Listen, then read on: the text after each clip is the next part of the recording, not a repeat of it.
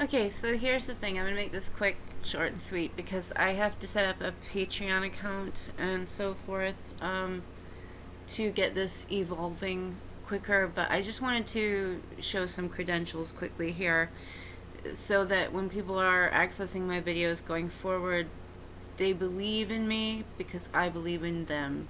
I believe in you. Oh, isn't that sweet?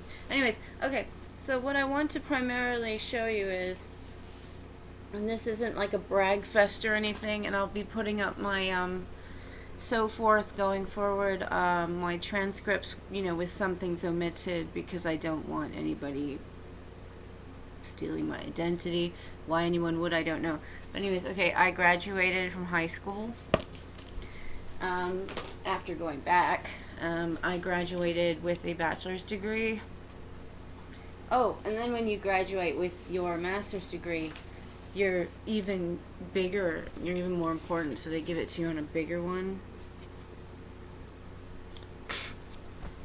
I don't get the point in that, really, but okay, great. Anyway, so what I wanted to do was just show those to prove that I am an academic performer. I also have the 2+ years in PhD doctoral work with a thesis that I posted on my LinkedIn.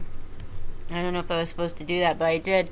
And I haven't defended it yet, and it's about the discrepancies between the Detroit public school system and the schools that I and some of my other people went to out here in the suburbs, and how most testing is primarily made for those who went to suburban schools. Now, if I have proof of that, no, not as of yet, but although a lot of people have done studies, and I'll be including that in my videos, but primarily what I'm really trying to do here is to provide what wasn't provided for me initially until I got into my upper studies. I want some people to start, before I go forward with my further videos, get some names in your head and some sites in your head. John Dewey, this might be backwards because of the video, but John Dewey was one of the people I was introduced to. And not in person, he's not been around for a long time, but right here it says, as to his experience in education, is the best concise statement on education ever published. It was written more than 2 decades after Democracy and Education. And what it says is, analyzing both traditional and progressive education, Dr. Dewey here insists that neither the old nor the new education is adequate, and that each is miseducative because neither of them applies the principles of a carefully developed philosophy of experience. Boom! Right there. Okay. I tell you what, so get into him, because I'd call him the master of education right there. Then there's Tyack and Cuban, 100+ years of the educational reform and how it's not really worked for the masses. Some other names, which I'll give, Emotional Intelligence, a book written by, is it Daniel Goldstein? I've got it in my room, but I'll be doing specific videos on these people, and how it's necessary and useful in test-taking processes and writing papers. Because when you get further ahead in your education, and if you're an educated person or not watching these videos, if you do watch these videos, which I hope you do, because I really want to make things clear, as they were not made clear for me growing up. And I come from educated people. I mean, I come from... my dad taught at Walsh back when it was in downtown Detroit. My mom graduated from University of Michigan. I mean, and she got in on a 4.0, and I did not on my 3.7. So, they were educated people. So But enough about that. The primary thing here is, as we go forward, I'm learning while you're learning. And what I want to do is I want to reach out to older people, younger people, people of all types, educations, ages, etc. And in so doing, there's a major area here where even some colleges in Chicago are already saying we're not going to make people have an ACE, have the ACT or the SAT exam for entrance because we feel the system is rigged. Now, if an entire university says that, what does that mean on the broad spectrum of education and educational standards? Now, I'm not saying every test is rigged. I mean, I don't mean rigged. That's the wrong word. What I mean is, I just learned about, in my review for the LSAT, I just learned about, and we'll be speaking a lot on, the 2 out of 5 rule, and we'll get into that. And most attorneys probably will tell you, oh, we already know about that. We already know about logics and, logical thinking and everything. Yeah, okay, they do, because they went to upper level schools and have been through law school. But do you? Do I? No. Oh, and my favorite word, which I'll be doing whole videos on, and mostly for free, but I also want to do some for pay because, but at a very minimal amount, if we get to that point, is obfuscate. The word obfuscate. Obfuscation. I hope I'm saying that right, even as a PhD level person. There is a lot of that in many of, even regular exams for community college uses the 2 in 4 rule, it would be called, if you have 4 answers, and we will get into that.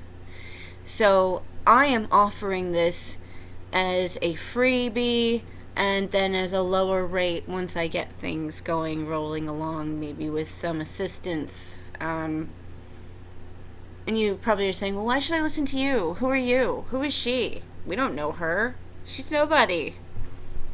Well, you can think that if you want to. You can think that about yourself. I did for a long time. But now I realize none of us are nobodies. I'm not a nobody.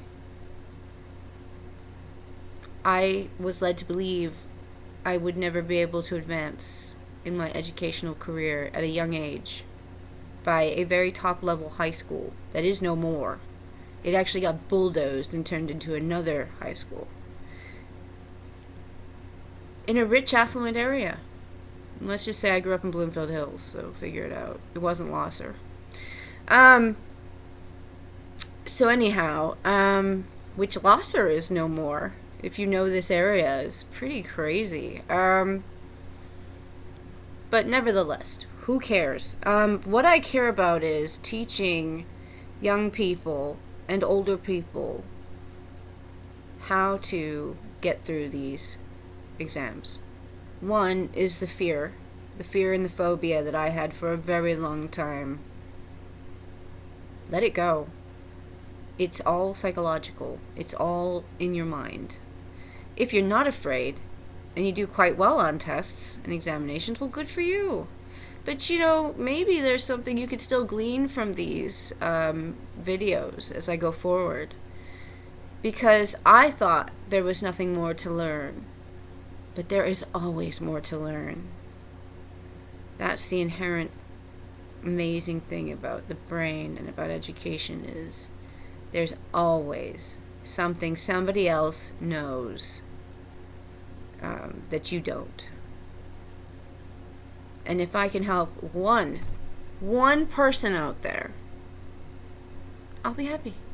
Besides myself, of course. I'm always trying to help myself, because I'm a selfish, the id, the ego, the Freud in me, the Freudian, whatever. It's the selfishness that you should have to an extent. to get yourself through schooling and to get yourself where you want to be in this life. And some of us are still trying. And the best thing I love, the thing I love the most is when somebody tells me I can't do something or I shouldn't. Oh, and especially if it's because I'm a woman. I really love that. Or because I don't have a lot of money, or because I didn't come from such and such people, or although I did come from veterans, so I don't know what they're talking about. And my grandfather came from England, and he was a coal miner and a driver for a wealthy, educated man, and he said that there was no getting out of the classist society for him there. So he came to Canada and built his own house and became an automotive engineer for Ford, Canada. And then my mother came here and became a U of M graduate. So I'm sorry, but there's so much opportunity here.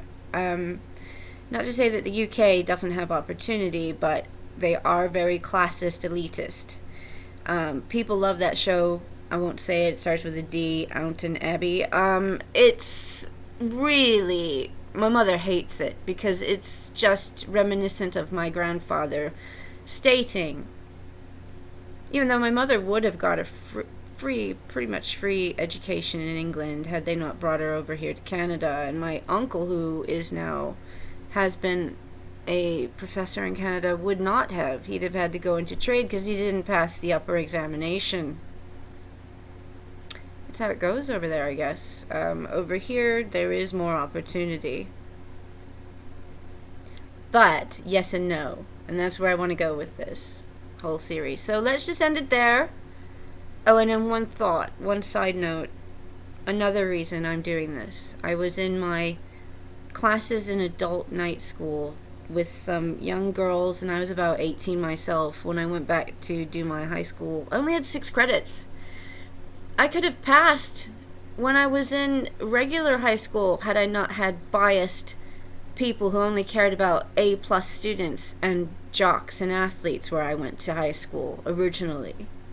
So I go to Royal Oak.